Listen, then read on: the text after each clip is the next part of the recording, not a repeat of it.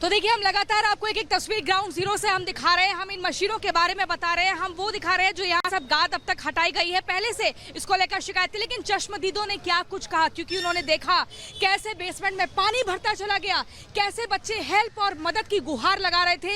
एक रस्सी फेंकी गई तो बच्चों को कुछ दिखाई नहीं, क्योंकि सीवर का यानी कि गटर का पानी था, गंदा पानी था, बच्चे आंख नहीं खोल पा रहे थे। लेकिन चश्मदीदों की जुबानी जरा सुनिए कि आखिर उन्होंने क्या कुछ देखा उस दर्द से जुड़ा हुआ। It was all started yesterday from 7 PM. We ran to the spot और हमें पता चला कि कोई गाड़ी गुजरी है जिसके वजह से वो जो कांच का जो डोर होता है वो टूट गया और उसके बाद फिर फ्लैश फ्लड की तरह पानी अंदर आई। तो हमारा ये अभी जो कंसर्न है जो हम लोग यहाँ पर है कि कोई भी authority, any spokes person from the rows IS, any spokes person from the MCD, some authorities needs to be done here. Just we want the information, the number of casualties happen, number of that how many people has been trapped, how many people have been evacuated. शिकायत की गई लेकिन कार्रवाई और लगातार देखिए कुछ तस्वीरें भी आपको दिखा देते हैं। पंकज, जरा दिखाइएगा फिलहाल क्या हालात हैं। आप देखेंगे तो भीड़ यहाँ पर इकट्ठी दिखाई दे रही है। रैपिड एक्शन फोर्स यहाँ पर तैनात है। आप देख रहे हैं पुलिसकर्मी भी यहाँ पर लगातार मौजूद दिखाई दे रहे हैं। ASP लगातार समझा रहे थे, बच्चों को बातचीत उनसे कर रहे थे और बोल रहे थे कि आप शांत हो जाइए। और यहाँ पर गुस्सा क्योंकि बच्चों का फूटता दिखाई दे रहा था, नाराजगी साफ तौर पर थी। कुछ बच्चे उनसे भी बातचीत करने की कोशिश कर लेते हैं। पंकज, इधर आइएगा जरा, बच्चों से भी बातचीत करेंगे और जानेंगे कि क्या वो वहां मौके पर मौजूद थे उस वक्त, जो भी कुछ हुआ उनसे जानने की। जी प्रगति, मैं आपको रोकना चाहूंगा। जी प्रगति, मैं आपको रोकना चाहूंगा। यहाँ पे हमारे साथ फायर के डायरेक्टर अतुल गर्ग जी हैं। अतुल जी, कल की घटना हुई, 3 बच्चों ने अपने जान गंवाए, उनके माता पिता रोते बिलखते हुए वहां इंस्टीट्यूट के पास पहुंचे, आपने भी देखा क्या हालात थे। और साथ ही जो नॉर्म्स के ऊपर लगातार ही सवाल उठाए जा रहे हैं बच्चों की तरफ से और साथ ही अभिभावकों की तरफ से, उस पर आप क्या कहेंगे? देखिए, ये पहले तो मैं छोटा सा इंसिडेंट का ब्रीफ दूंगा आपको। 7:10 में हमें कॉल मिली कि 2 से 3 बच्चे बेसमेंट में फंस गए पानी भरने की वजह से। हमने तुरंत 5 गाड़ियाँ वहाँ भेजी।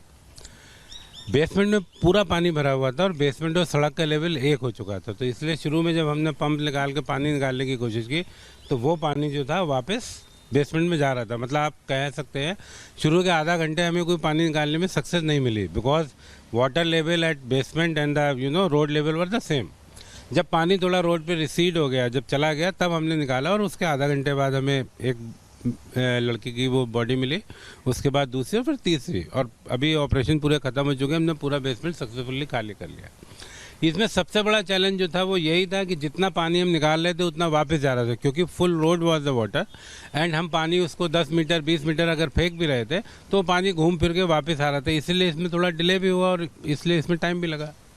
अगर नॉर्म्स की बात करें, क्योंकि नॉर्म्स पे सवाल उठ रहे हैं और कहा जा रहा है कि जो बेसमेंट है उसमें लाइब्रेरी बनाया गया था, ये नॉर्म्स के खिलाफ है और साथ ही कार्रवाई उस पर की जानी चाहिए। ये आप बिल्कुल ठीक बात कह रहे हैं कि अभी मैं भी चेक कर रहा था, क्योंकि कल रात में मैं चेक नहीं कर पाया था। इनको जो इस बिल्डिंग को NOC था, ये नई बनी थी, अभी करीब 2-3 महीने शायद पहले ही इसको जो NOC दिया गया, उसमें इन्होंने ये दिखाया था कि बेसमेंट को स्टोरेज की तरह यूज़ करेंगे। पर ये अभी जो पाया गया है, देखिए कि वहाँ पे वो चल रहा था। तो आप बिल्कुल ठीक कह रहे हैं, हम भी इस मैटर को टेकअप करेंगे पुलिस से कि इनके खिलाफ केस दर्ज किया जाए, क्योंकि ये मिसयूज़ है और ये एक बहुत दुखद घटना है कि हम राजधानी में होकर 3 बच्चों की जान नहीं बचा पाए। ये इसको कोई इसमें मतलब मेरा वो नहीं है, बहुत ही सभी के लिए, हम सबके लिए बहुत। राजेंद्र नगर में कई ऐसे इंस्टीट्यूट है जिन्होंने बेसमेंट बनाया, NOC लिया किसी और चीज के लिए, लेकिन वहां पे या तो वो लाइब्रेरी बना रहे हैं या फिर दूसरे क्लासेस उसमें बना रहे हैं। उसको लेकर के क्या कार्रवाई करेंगे? क्योंकि घटना देखिए, एक घटना सबको सबक देता है और इस घटना से पहले कार्रवाई होनी चाहिए थी। क्या उससे पहले कार्रवाई नहीं की जानी चाहिए थी? नहीं, देखिए, मैं फिर ये कहूँगा ये मैटर फायर से रिलेटेड नहीं है। This is a matter related to water logging, not the fire brigade. पहला नंबर 1। नंबर 2, वहाँ पे बहुत कम लोगों के पास NOC है। ये कल मैंने रात में कहा था कि शायद इसको NOC नहीं है, फिर आज मैंने चेक कराया, इस बिल्डिंग ने अभी अभी NOC लिया है, ज़्यादा से 1-1.5 महीना ही हुआ है। मैं अभी कॉपी निकलवा रहा हूँ, आज संडे था। तो ये एक लार्जर इशू है कि वहाँ पे बेसमेंट में चल रहे हैं, पानी भरा, पानी जा रहा है, क्योंकि वहाँ बच्चों ने बताया कि पानी वहाँ अमूमन भरता था, ये ऐसी पहली बार नहीं है, इस बार पानी ज़्यादा भरा, अदरवाइज थोड़ा थोड़ा लीकेज होता था और पहले भी क्लासें कैंसिल की गई थी। तो इसका मतलब जो ओनर है उनको पता था पानी भरता था और फिर भी वो कोचिंग क्लास वहाँ पे चला रहे थे। ये तो गलत, मतलब उनके पार्ट पे एक बहुत बड़ा लेगुना है। जब हैवी रेन हो रही है तो बच्चों को उसी टाइम बाहर कर देते कि जैसे ही बारिश स्टार्ट हुई, जब आपको पता है कि वहाँ पानी आएगा। तो ये मजिस्ट्रेट इंक्वायरी जो गवर्नमेंट ने ऑर्डर कर दी, इस समय ये इशू आएंगे और हम भी हर फोरम पे इसको रेस करेंगे। अगर फायर डिपार्टमेंट की बात करें, जो एनओसी ये लोग लेते हैं, तो ये एग्जिट, फायर एग्जिट भी दिखाते होंगे। अगर बेसमेंट में इस तरीके से क्लासेस चला रहे, लाइब्रेरी चला रहे, तो वहां पे भी फायर एग्जिट होना चाहिए। केवल आप एक ही डोर बना रहे हैं? नहीं, तो इसमें 2 एग्जिट थे, ये मैंने चेक कर लिया है। ये इसलिए कह रहे हैं, कल रात में इसका जवाब नहीं दे पाया था क्योंकि रात लेट हो गए थे। इसमें 2 फायर के हिसाब से इसने fire safety arrangement as per record में क्या बेसमेंट में 2 एग्जिट थे? हाँ बिल्कुल, अब बेसमेंट में भी 2 एग्जिट थे। ये part, basement is a part of building. Building को अगर एनओसी मिलता है तो ऐसा नहीं हो सकता कि बेसमेंट को नहीं मिलता। It is a part of building. ये इशू फायर से रिलेटेड नहीं है, बेसिकली ये वाटर लॉगिंग का इशू और वाटर इतना उसके अंदर चला गया और मिस यूज बेसमेंट का इशू है ये। लेकिन आपने ये कहा कि जो लाइब्रेरी बनाया गया था वो गलत तरीके से बनाया गया था, वो एनओसी लिया गया था स्टोरेज के लिए। ये बिल्कुल आपने ठीक बात कही। हमारे एज पर जो रिकॉर्ड अवेलेबल है उसके हिसाब से बेसमेंट उन्होंने ये कहा था हम स्टोरेज के लिए यूज़ करेंगे, पर वो लाइब्रेरी यूज़ कर रहे थे। ये मिस यूज़ है और एमसीडी और हम पुलिस को चिट्ठी लिखेंगे कि इसके खिलाफ, इनके खिलाफ कार्रवाई की जाए। और ये भी कहा जा रहा है कि बेसमेंट का गेट टूटा हुआ था, इसके कारण पानी जो है धड़ाधड़ अंदर चले गया। नहीं, ये देखिए, इसमें ये बताया जा रहा है कि क्योंकि और बगल के बेसमेंट में पानी नहीं भरा था, तो वहाँ क्योंकि बेसमेंट लोअर लेवल पे है, सड़क हायर लेवल पे है और पानी वहाँ भरता है। ये मतलब मैं यही बात कह रहा हूँ, जब आपको पता था रेनी सीजन है तो उस टाइम में एटलीस्ट क्लास सस्पेंड करते। ये जो लोहे के गेट लगाए गए थे, ये इसलिए लगाए गए थे कि पानी अंदर तेज़ी से ना आए, पानी को रोकने के लिए ये गेट लगाए गए थे। अनफॉर्चुनेटली कोई ये बताया जा रहा है, I am not sure, but ये बताया रहा है कि वहाँ से कोई गाड़ी तेज़ी से निकली, उसकी वजह से जो वेव जनरेट हुई उसमें ये गेट टूट गया और सारा पानी जो है उसके अंदर चला गया। लेकिन सर ये पहली बार नहीं हुआ उस इंस्टीट्यूट के लिए, क्योंकि इससे पहले भी पानी उस इंस्टीट्यूट में घुस कर आ चुका था और बच्चे परेशान थे, बच्चों ने शिकायत की थी, लेकिन कोई कार्रवाई नहीं हो पाई।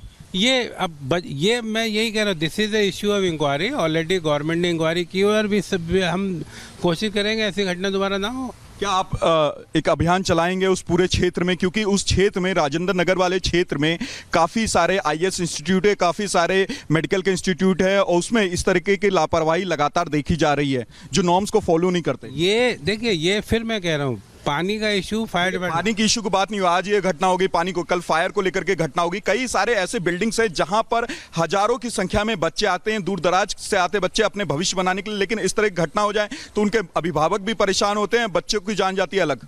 हाँ, तो ऑलरेडी अभियान माननीय हाईकोर्ट के ऑर्डर से चल ही रहा है। मुखर्जी नगर करने के बाद हमने इसको शिफ्ट करना ही है।